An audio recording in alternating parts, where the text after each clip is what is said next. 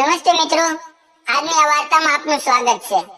મારા મામી ઘણા વર્ષો પછી અમારા ઘરે આવ્યા હતા। તેમના લગ્ન પછી તેઓ મારા મામા સાથે દિલ્હી ચાલ્યા ગયા હતા। મારા મામા ત્યાં નોકરી કરતા હતા અને હું ઘરે એકલો રહેતો હતો। બપોરે શાળાથી ઘરે આવ્યા પછી મારી દેખભાળ માટે ઘરે કોઈ નહોતું।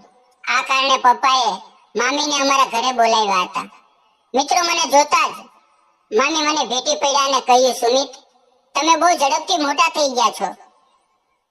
મામી અમારા ઘરે આવ્યા પછી તેઓ મારા રૂમમાં જ રહેતા હતા। હું પણ ખુશીથી મારો રૂમ તેમની સાથે એડજસ્ટ કરી રહ્યો હતો। બપોરે જ્યારે હું શાળાએથી ઘરે આવતો ત્યારે મારા હાથમાંથી બેગ લઈને ખાવાનું ખવડાવવા સુધી મારી બધી કાળજી મામી જ લેતા હતા। હું હવે 17 વર્ષનો થઈ ગયો હતો અને 12મા ધોરણમાં ભણતો હતો। મામીને ઘરે બોલાવવાનું એક બીજું કારણ પણ હતું। આશરે 2 મહિના પહેલા મારી તબિયત બગડી હતી, એટલે મને નબળાઈ રહેતી હતી। મામીને ઘરે આવ્યાને ઘણા દિવસો થઈ ગયા હતા અને મારી શાળામાં જવાથી લઈને મારા અભ્યાસ સુધીની પૂરી જવાબદારી મામી જ ઉઠાવી રહ્યા હતા। એક રાત્રે અચાનક મારી આંખ ખુલી ગઈ।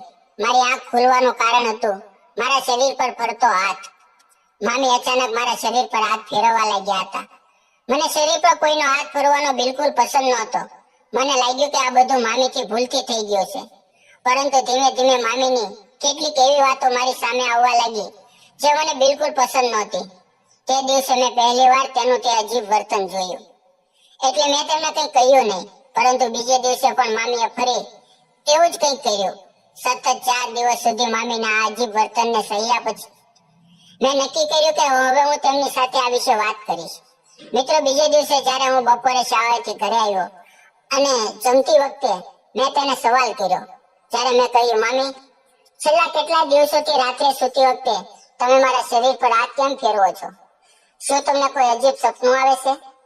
જેવો મેં મામીને આ સવાલ પૂછ્યો, તેના ચહેરાના ભાવ બદલાઈ ગયા। તેણે કહ્યું, કદાચ જ્યારે હું ઊંડી નિંદ્રામાં હોઉં છું ત્યારે ભૂલથી મારો હાથ તમારા શરીર પર આવી ગયો હોય। ત્યારે મેં મામીની વાત પર વિશ્વાસ કરી લીધો, પરંતુ તેની પાછળનું સત્ય કંઈક અલગ જ હતું। બીજી રાત્રે સુવાના થોડા સમય બાદ મારી આંખ ખુલી ગઈ અને આ કારણે મારી અડધી રાત્રે ઊંઘ ઉડી ગઈ। હું ઉઠ્યો અને જોયું કે મામી મારી પાસે નહોતા। મને લાગ્યું કે તેઓ પાણી પીવા ગયા હશે, પરંતુ તેઓ રૂમના રસોડામાં પણ નહોતા। પછી મેં ઉઠીને મામીને શોધવાનું વિચાર્યું। પછી હું રૂમની બહાર નીકળી ચારે બાજુ નજર ફેરવી ત્યારે મામી બહાર વરાંડામાં આટા મારી રહ્યા હતા। ત્યારે મેં મામી તરફ જવાનું વિચાર્યું, પરંતુ એ જ સમયે મામી મારા રૂમ તરફ પાછા વળી ગયા। જો મને મામી જોઈ લેતા તો તેમને લાગે કે હું તેનો પીછો કરી રહ્યો છું, એટલે મામી મને જોઈએ તે પહેલા જ હું મારા રૂમમાં પાછો જઈને સૂઈ ગયો। થોડી જ વારમાં મામી પણ રૂમમાં આવ્યા। આવતા જ તે સૂઈ ગયા અને તેમનું એ જ અજીબ વર્તન ફરી શરૂ થઈ ગયું। તેઓ ફરીથી મારા શરીર પર હાથ ફેરવવા લાગ્યા। મામી આવું અજીબ વર્તન કેમ કરી રહ્યા હતા તે મને સમજાતું નહોતું, પણ એક વાત મને જરૂર સમજાઈ ગઈ હતી કે તેઓ બહાર જાય છે અને પછી મારા શરીર પર હાથ ફેરવે છે। મામી આખરે રાત્રે વરાંડામાં શું કરે છે? આ વાત જાણવાની મારી ઈચ્છા વધી રહી હતી। મિત્રો, બીજા દિવસે બપોરે ઘરે હું અને મામી જ હતા। મામી મને ભણાવી રહ્યા હતા। જ્યારે તે મને ભણાવી રહ્યા હતા ત્યારે મેં થોડું હસતા હસતા સવાલ કર્યો, મામી, તમે કેટલા સુંદર છો? તેઓ કંઈ બોલ્યા નહીં। પછી હું મારા રૂમમાં જઈને આરામ કરવા લાગ્યો। થોડી વાર મને ખૂબ ભૂખ લાગી અને મને ઈંડા ખાવાની ઈચ્છા થઈ રહી હતી, એટલે મેં મામીને મારા માટે ઈંડા બનાવવાનું કહ્યું। તે સમયે મામીના રૂમમાં હતા। જ્યારે હું તે રૂમ પાસે ગયો ત્યારે મને મામી ત્યાં કંઈક અલગ જ રૂપમાં દેખાયા। તેઓ હમણાં જ નાહીને બહાર આવ્યા હતા। મિત્રો, મામી તેમની સુંદરતાને અરીસામાં નિહાળી રહ્યા હતા, જાણે તેઓ 18 વર્ષની છોકરી હોય। હું રૂમની બહાર ઊભો હતો, પરંતુ તેઓ પોતાની હિરોઈન સમજીને વધુ જુલ્ફો વિખેરી રહ્યા હતા। આ તરફ મારા પેટમાં ઉંદર કૂદી રહ્યા હતા। આખરે હું મામીના રૂમમાં ચાલ્યો ગયો। મને જોતા જ મામી થોડા શરમાઈ ગયા। તે સમયે તે મારી સામે ઊભા હતા અને મારી સાથે વાતો કરવા લાગ્યા। મામી તે સમયે પ્લાઝો ટોપ પહેરેલા હતા। મને જોતા જ તેણે કહ્યું, ઉઠી ગયા સુમિત? તમે સારા સમયે આવી ગયા છો, તો કહો હું કેવી લાગુ છું? પરંતુ મને ભૂખ લાગી હતી, એટલે હું ત્યાં ગયો હતો। પરંતુ મામી તો મારા મોંમાંથી તેની પ્રશંસા સાંભળવા તલપાપડ થઈ ગયા હતા. ત્યારે તેણે મારો હાથ પકડીને મને અરીસા સામે લઈ ગયા. એક હાથ મારા ગળામાં નાખીને મારી પાછળ ઊભા થઈ ગયા અને બોલ્યા, સુમિત, તમને શું લાગે છે? શું હું કોઈથી ઓછી સુંદર લાગુ છું? પણ હું શું કરું? મારા પેટમાં ઉંદરો કૂદકા મારી રહ્યા હતા. મેં કહ્યું, મામી, શું તમે મારા માટે ઈંડા બનાવી શકો છો? મારી વાત સાંભળીને મામી હસી પડ્યા. તેણે કહ્યું, હું તો તમને મોટું સમજતી હતી, પરંતુ તમે હજી પણ બાળકની જેમ વર્તન કરી રહ્યા છો. કોઈ વાત નહીં, હવે તમને સમજદાર બનાવવાની જવાબદારી મારી છે. ઠીક છે, તમે અહીંયા રોકાઓ, હું તૈયાર થઈને આવું છું. તે સમયે હું તે રૂમમાંથી બહાર આવી ગયો. થોડી જ વારમાં મામીએ મને ઈંડા બનાવીને આપી દીધા. મિત્રો, તે જ રાત્રે મેં નક્કી કરી લીધું હતું કે રાત્રે હું વરંડામાં જઈશ, કારણ કે મારે જાણવું હતું કે મામી ત્યાં કેમ જાય છે. રાત્રે સુવા ગયા પછી થોડી જ વારમાં મેં મારી આંખો ખોલી. તે સમયે હું જાણી જોઈને બડબડી રહ્યો હતો, પાણી ક્યાં છે? તરસ લાગી છે, પણ રૂમમાં પાણી દેખાતું નથી, એટલે હવે મારે રસોડામાં જઈને જ પાણી પીવું પડશે. હું આ બધું જાણી જોઈને બબડી રહ્યો હતો, જેથી મામીને લાગે કે હું ખરેખર પાણી પીવા જઈ રહ્યો છું, કારણ કે મને સારી રીતે ખબર હતી કે તેઓ પણ જાગી રહ્યા છે. પછી હું રૂમમાંથી બહાર નીકળ્યો, પરંતુ રસોડામાં ન જતા વરંડામાં ગયો. મામી ત્યાં મોબાઈલમાં કંઈક જોઈ રહ્યા હતા. તે દ્રશ્ય જોઈને મને કેટલીક વાતો સમજાઈ ગઈ. પછી હું ચૂપચાપ મારા રૂમમાં પાછો આવી ગયો. હવે મારે મામી સાથે એકાંતમાં વાત કરવાની હતી. મિત્રો, આ રીતે જોત જોતા 5 દિવસ વીતી ગયા. મારી શિયાળાની રજાઓ શરૂ થવાની હતી. મિત્રો, મમ્મી પપ્પાએ ગોવા જવાનો પ્લાન બનાવ્યો હતો. આ પ્લાન તેમણે ફક્ત પોતાના માટે જ બનાવ્યો હતો. મમ્મી પપ્પાનું કહેવાનું હતું કે આગળ સુમિતની પરીક્ષા છે, એટલે હવે તે રજાઓનો ઉપયોગ પોતાના સિબ્લેશનની તૈયારી માટે કરે. મમ્મી પપ્પાએ મને રજાઓ હોવા છતાં ભણવાનું કહ્યું હતું. મને એ જ કારણે તેઓ મને ટ્રીપ પર સાથે નહોતા લઈ ગયા. 7 દિવસ પછી જ્યારે મારી રજાઓ શરૂ થઈ, ત્યારે મમ્મી પપ્પા તેની ટ્રીપ પર નીકળી ગયા હતા. તેના ગયા પછી ઘરમાં હું મામી સાથે એકલો હતો. તે દિવસે ઘરમાં કોઈ ન હતું. તો મેં મામીને સવાલ કર્યો. મેં કહ્યું, મામી, તમને પણ લાગતું હશે કે તમને કોઈ એવું જોઈએ જે તમને પ્રેમ કરે?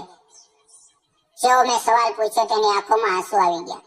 તેઓ બોલ્યા, સુમિત, તમે ખરેખર મારા દિલની વાત ઓળખી લીધી. પછી મામીએ રડતા રડતા મને ભેટી પડ્યા અને કહેવા લાગ્યા, હું તમને બાળક સમજી રહી હતી, પરંતુ તમે બિલકુલ બાળક નથી. તમારી આ સમજદારીની વાત સાંભળીને મને તમારામાં એક સમજદાર માણસ દેખાઈ રહ્યો છે. પછી મામીનો મારા પ્રત્યેનો નજરિયો બદલાઈ ગયો હતો.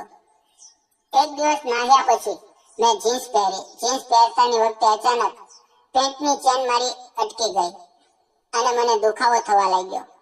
ત્યારે હું જોર જોરથી અવાજ કરવા લાગ્યો, મામી, મામી, પરંતુ ઘરે તો કોઈ હતું નહીં. ત્યારે મારો અવાજ સાંભળીને મારા મામી દોડતા મારા રૂમમાં આવી ગયા. તેમણે પાસે આવીને મને પૂછ્યું, શું થયું સુમિત? મેં તેને બધું કહ્યું. ત્યારે તેઓ મારી પાસે આવ્યા અને મારી મદદ કરવા લાગ્યા. જેવું તેણે મારી જીન્સને હાથ લગાવ્યો, હું શરમના માર્યો પાછો હટી ગયો. મેં કહ્યું, મામી, મને શરમ આવે છે. ત્યારે મામીએ સમજાવતા કહ્યું, એના માટે તમારે શરમને અલગ રાખો, નહીં તો તમે હંમેશા માટે તકલીફમાં પડી જશો. હવે ઘરે કોઈ નથી, એટલે મદદ મારે જ કરવી પડશે. ત્યારે મેં મારી આંખો બંધ કરી દીધી અને મામીએ મારી મદદ કરી, કારણ કે આ સિવાય મારી પાસે કોઈ બીજો રસ્તો નહોતો. થોડી જ વારમાં મામીએ મને તે મુશ્કેલીમાંથી છુટકારો અપાવી દીધો, પરંતુ તે પછીથી મામીની નજર મારા પર કંઈક અલગ રીતે પડવા લાગી. જ્યારે તેણે મારી મદદ કરી ત્યારે અજાણતા તેમણે ખોટી જગ્યાએ સ્પર્શ કરી દીધો હતો, અને તે પછી તેઓ મને એક અલગ જ નજરિયાથી જોવા લાગ્યા. તેમણે કહ્યું, સુમિત, હું તો તમને આટલા દિવસોથી કંઈક બીજું સમજી રહી હતી, પરંતુ તમે તો 17 વર્ષની ઉંમરમાં જ બહુ સમજદાર થઈ ગયા છો. જે કંઈ પણ કહી રહ્યા હતા હું બધું સમજી રહ્યો હતો. તે સમયે મારા ચહેરા પર અચાનક સ્મિત આવી ગયું. તે દિવસ પછી મામીએ કહ્યું, આજથી જ્યાં સુધી ઘરવાળા નહીં આવે ત્યાં સુધી હું તમને સ્નાન કરાવી દઈશ. મેં તેમને તરત જ ના પાડી દીધી, કારણ કે હું બહુ શરમાળ સ્વભાવનો હતો. મારા ઇનકાર છતાં મામીએ કહ્યું, ઠીક છે, સ્નાન તો તમે જાતે જ કરો, પરંતુ સ્નાન પછી તમને તૈયાર કરવાની જવાબદારી મારી રહેશે. મિત્રો, હું દરરોજ રાતની જેમ સૂતો હતો, બલકે ઉઠીને રૂમમાંથી બહાર ચાલ્યો ગયો હતો અને મોબાઈલ ચલાવવા લાગ્યો. મોબાઈલનો અવાજ સાંભળીને મામી રૂમમાંથી બહાર આવ્યા. કદાચ તેઓ રૂમમાં રિલેક્સ કરી રહ્યા હતા. બપોરમાં જે રીતે મામી તૈયાર થયા હતા તેમનો અંદાજ કંઈક અલગ જ હતો. ખેર, આજે મામીએ અલગ જ પ્રકારનો ડ્રેસ પહેર્યો હતો. તેણે કહ્યું, સુમિત, મેં તમારા માટે રસગુલ્લા બનાવ્યા છે. અત્યારે થોડી રાહ જુઓ, હું રસોડામાંથી લઈને આવું છું. રસોડામાં જતી વખતે તેણે મારો મોબાઈલ બંધ કરી દીધો અને રસગુલ્લા લાવવા માટે રસોડામાં ચાલ્યા ગયા. તે મને ત્યાં જ રસગુલ્લા ખવડાવી શકતા હતા, પરંતુ તેમણે એવું કર્યું નહીં. તેઓ મને પોતાના રૂમમાં લઈ ગયા અને મને બેડ પર બેસાડીને પોતાના હાથથી રસગુલ્લા ખવડાવવા લાગ્યા. રસગુલ્લા ખવડાવતી વખતે મામી વારંવાર મારા માથા પર હાથ ફેરવી રહ્યા હતા. તે કહી રહ્યા હતા, સુમિત, તમે મોટા અને ખૂબ જ સમજદાર થઈ ગયા છો. ત્યારે મામીએ જે સ્પ્રે લગાવ્યો હતો તેની સુગંધ મારા આખા રૂમમાં ચારે બાજુ ફેલાઈ ગઈ હતી. તેઓ મારી સાથે વાતો પણ કરી રહ્યા હતા. પછી હું ઊંડી નિંદ્રામાં સૂઈ ગયો. જ્યારે મારી આંખ ખુલી ત્યારે મને નબળાઈ જેવું લાગી રહ્યું હતું અને હું ત્યાં જ બેડ પર બેસી ગયો. થોડા સમય પછી મામી મારા રૂમમાં આવ્યા. તેના ચહેરા પર એક સુંદર સ્મિત હતું. તેણે કહ્યું, સુમિત, મને કોઈ આઈડિયા નહોતો કે તમારા અહીં હોવાથી આટલી ખુશ થઈ જઈશ. મામીની વાતોને હું બિલકુલ સમજી શકતો નહોતો. મેં તેમની વાતોને અવગણી દીધી હતી, કારણ કે હું મારા સપનામાં ખોવાયેલો હતો. મામીએ કહ્યું, તમે નાહીને બહાર આવો, આપણે મોજ કરીશું. હું નાહીને રૂમની બહાર ગયો ત્યારે મામીએ મારી પસંદની મૂવી લગાવી હતી. આ પહેલા મામીએ ક્યારેય મારી પસંદની મૂવી લગાવી નહોતી. તેમને હોલીવુડની ફિલ્મો બિલકુલ પસંદ નહોતી, પરંતુ તે દિવસે તેણે જાતે જ મારી પસંદની મૂવી લગાવી હતી. એટલું જ નહીં, એક રોમેન્ટિક સીન આવતા તેણે જોરથી મારો ગાલ પકડી લીધો અને મામીને મેં પાછળથી સ્પર્શ કરી દીધા. મામી આટલા બધા ખુશ કેમ હતા તે મને પણ સમજાતું નહોતું. મિત્રો, તે દિવસ પછી જેમ જેમ દિવસો વીતતા ગયા, મામી મને વધુ ને વધુ ખુશ દેખાવા લાગ્યા. પણ લગભગ 12 વાગ્યા પછી જ્યારે પણ હું ઊંઘમાંથી ઉઠતો ત્યારે મને ખૂબ જ નબળાઈ અનુભવાતી હતી. સવારે જ્યારે હું નાસ્તો કરવા જતો ત્યારે મમ્મી હંમેશા એક જ વાત કહેતા, સુમિત, આજે તુંએ મને ખૂબ જ ખુશ કરી દીધો. હું એમને કેવી રીતે ખુશ કરતો હતો એ તો મને જ સમજાતું નહોતું. હા, મામીની વાતો સાંભળીને મને પણ સારું લાગવા લાગ્યું હતું. શરૂઆતમાં મને મામી સામે તૈયાર થવામાં થોડી શરમ લાગતી, પણ હવે હું ધીરે ધીરે એમની સામે અવરોધ વિના તૈયાર થવા લાગ્યો હતો. પછી થોડા દિવસોમાં મામી અને મારા વચ્ચે એક ખાસ સંબંધ ઊભો થયો. બધું મને ધીરે ધીરે વધુ સારું લાગવા લાગ્યું. પણ થોડા દિવસોમાં ઘરના બાકીના લોકો પાછા આવી ગયા. બધાની હાજર હોવા છતાં મામીએ મારો બહુ સારી રીતે ખ્યાલ રાખ્યો. એક દિવસ મામાનો દિલ્હીથી ફોન આવ્યો. તેણે મામીને કહ્યું કે અહીંયા પાછા આવી જાઓ. હું ત્યાં જ ઊભો હતો, આ વાત સાંભળી રહ્યો હતો. જેમ મેં સાંભળ્યું કે મામી હવે પાછા દિલ્હી જઈ રહી છે, તો મને એવું લાગ્યું કે કોઈએ મને ઘસારો માર્યો હોય. મિત્રો, જ્યારે કોઈ વ્યક્તિ માટે આકર્ષણ થાય ત્યારે એના વિના રહેવું ખૂબ જ મુશ્કેલ હોય છે. એ જ મારી સાથે થઈ રહ્યું હતું. મામી પાછી દિલ્હી ચાલી ગઈ અને હું એમની યાદોમાં ગુમ થઈ ગયો. એમની સાથે વિતાવેલી દરેક પળને વારંવાર યાદ કરતો. મિત્રો, મામીના જતા મારી જિંદગી જાણે થંભી ગઈ હતી. એમના વિના ખાલીપો લાગતો. એમની સાથેની પળો વારંવાર મારી આંખોની સામે ફેરતી. પણ ધીરે ધીરે મને લાગવા લાગ્યું કે હું ખોટા માર્ગે જઈ રહ્યો છું. મામી સાથે જે સંબંધ મેં અનુભવ્યો હતો એ સાચો નહોતો. એક દિવસ મારા કોલેજના પ્રોફેસરે ક્લાસમાં સંબંધો અને મૂલ્યો વિશે વાત કરી. તેમણે કહ્યું કે જીવનમાં સંબંધોની પવિત્રતા સૌથી વધુ મહત્વપૂર્ણ હોય છે. થોડી પળોના ભાવનાત્મક વલણને કારણે આપણે આપણા મૂલ્યને ગુમાવી શકતા નથી. એમની વાતો મને ખૂબ જ ઊંડાણથી સ્પર્શી. મેં અનુભવ્યું કે મામીનો જે પ્રેમ હતો એ એમની એકલતા અને ભાવનાત્મક નબળાઈનું પરિણામ હતું. અને મેં મારી ઉંમર અને અજ્ઞાનતાની વશમાં આવીને એ સંબંધને ખોટી દિશામાં લઈ ગયો. પણ હવે મને સમજાઈ ગયું હતું કે આવો સંબંધ ન તો સમાજ માટે યોગ્ય છે, ન તો અમારા માટે. મેં પોતાને વચન આપ્યું કે હું આ અનુભવમાંથી શીખીશ અને જીવનમાં ક્યારેય કોઈ સંબંધને ખોટી દિશામાં નહીં જવા દઈએ. થોડા દિવસો પછી મેં મામીને ફોન કર્યો. મેં એમને કહ્યું, મામી, હું આપની ખૂબ જ ઇજ્જત કરું છું અને મને લાગે છે કે આપણી વચ્ચે જે થયું એ આપણી લાગણીઓ અને પરિસ્થિતિનું પરિણામ હતું. પણ હવે આપણે તેને અહીંયા સમાપ્ત કરવું જોઈએ. આપ મારા માટે હંમેશા આદરણીય રહેશો. હું ઈચ્છું છું કે તમે તમારી જિંદગીમાં ખુશ રહો અને પોતે મજબૂત બનો. મામીના અવાજમાં પણ રાહત હતી. એમણે કહ્યું, સુમિત, તે જે કહ્યું એ સંપૂર્ણ સાચું છે. હું પણ સમજી રહી છું કે આપણે આપણા સંબંધને એ મર્યાદામાં રાખવો જોઈએ જે સમાજ અને પરિવાર માટે યોગ્ય હોય. એ દિવસે મેં અનુભવ્યું કે સાચી હિંમત એ છે કે પોતાની ભૂલોને સ્વીકારીને સુધારવી.